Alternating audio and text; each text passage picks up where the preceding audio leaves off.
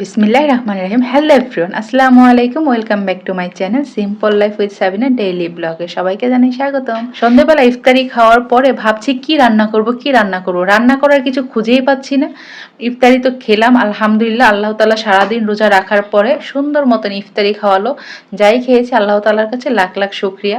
আল্লাহ তাআলা তৌফিকে যা রাখেন তাই খেয়ে আল্লাহ তাআলার কাছে শুকরিয়া আদায় করি। ইফতারি তো করা হলো, এখন সেহরিতে কি খাবো সেই চিন্তা নিয়ে এখন বসে আছি। কি রান্না করব।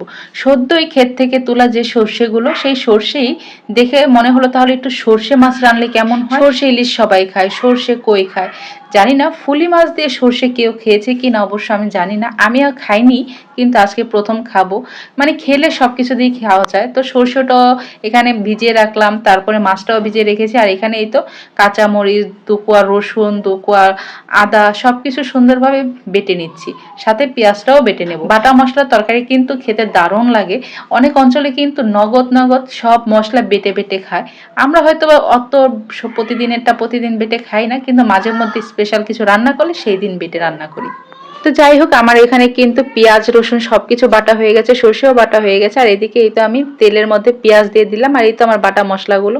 পেঁয়াজের কালারটা একদম লাল লাল হয়ে এসেছে, এই পর্যায়ে আমি কিন্তু পেঁয়াজ বাটা, তারপরে আদা রসুন সব একসাথে যে মিশিয়ে বেটেছিলাম সেটা দিয়ে দিলাম। এইগুলো সামান্য একটু ভেজে নেব যেন কাঁচা গ্রানটা চলে যায়। ভাজতে ভাজতে কিন্তু সুন্দর একটা গ্রান চলে আসছে। তো এই পর্যায়ে আমি এখানে যে শুকনো গুঁড়ো মশলাগুলো আছে সেগুলো দিয়ে দেব। তো একটু পাটা ধোয়া যে পানিটা ছিল সেই পানিটা একটু দিয়ে দিলাম, আর এর মধ্যে আমি শুকনো মশলার মধ্যে শুধু হলুদের গুঁড়ো আর মরিচের গুঁড়ো দেবো, আর সাথে একটু লবণ দিয়ে দেবো। এই শুকনো মশলা, আর কোনো কিছুই না। তারপরেও কিন্তু গ্রান একদম সুন্দর একটা গ্রান আসছে। ওই যে বললাম, একদম টাটকা বাটা মশলার তরকারি একদম অন্যরকম একটা স্বাদ আসে। তো যাই হোক, এখানে এগুলো সুন্দরভাবে কষানো হয়ে গেলে কিন্তু আমি এর মধ্যে কয়েক টুকরো আলুও দেবো। তো কয়েকটা আলু একটু সুন্দর করে কেটে নিয়েছিলাম, সেগুলো দিয়ে দিয়েছি। এগুলো একদম একটু ভালো করে কষিয়ে নেব যেন অর্ধেকটা সিদ্ধ হয়ে যায়, এরকম ভাবে কষিয়ে নেব। কষানো হলে এই তো আমি যে সর্ষে বাটাটা ছিল সেই সর্ষে বাটাটা দিয়ে দিচ্ছি। তো একটু ঘন হয়ে গেছে, তাই একটু পানি দিয়ে পাতলা করে আমি সর্ষে বাটাটা এখানে দিয়ে দিলাম। সর্ষে বাটাটা দিয়ে তারপরে কিন্তু আরো কতক্ষণ ভালোভাবে কষিয়ে নেব। আমি কিন্তু কুকারে রান্না করছি রাত্রের বেলা, আর আমার গ্যাস নেই, যার জন্য কুকারেই রান্না করছিলাম। রাত্রের বেলা বাইরে রান্না করতে যেতে ইচ্ছে করছিল না। সারাদিন পর রোজা থাকার পরে কিন্তু এমনিতেই একটু ক্লান্ত লাগে, আর সারাদিন তো টুকটাক কাজকর্ম করতেই থাকি। তো যাই হোক, এখানে কিন্তু আমার তরকারিটা কষানো হয়ে গেছে। তো আমি এখানে পরিমাণ মতন কিন্তু একটু ঝোল দিয়ে দিব। তরকারিটা সুন্দরভাবে কষানো হয়ে গেছে। তো ঝোল দেওয়ার পরে কিন্তু এখানে ঝোল বলক এসেছে, আমি মাছটাও কিন্তু দিয়ে নিয়েছি, সেটা আর দেখানো হয়নি। তো কয়েক টুকরো মানে আস্ত কাঁচামরিচ দিয়ে নিলাম, যেন সুন্দর একটা ফ্লেভার আসবে।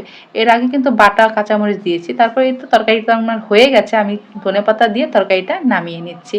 এরপর এই যে ভোর রাতের বেলা ভাত নিয়ে বসে গেছি, তরকারি একটু ঝোল আর একটু মাছ নিয়ে বসে গেছি। দেখতে কিন্তু দারুণ লাগছে তরকারিটা।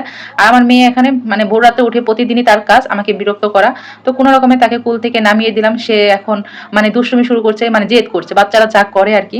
তো আলহামদুলিল্লাহ তরকারিটা দিয়ে ভাত খাচ্ছিলাম, আমার কাছে মনে হচ্ছিল অমৃত খাচ্ছি। ভিডিওটি আপনাদের কাছে কেমন লাগলো? যদি ভালো লাগে অবশ্যই লাইক কমেন্ট এন্ড শেয়ার করবেন, আর পরবর্তী ভিডিও পাওয়ার জন্য অবশ্যই চ্যানেলটি সাবস্ক্রাইব করে রাখবেন। সবাই ভালো থাকবেন, আল্লাহ হাফেজ।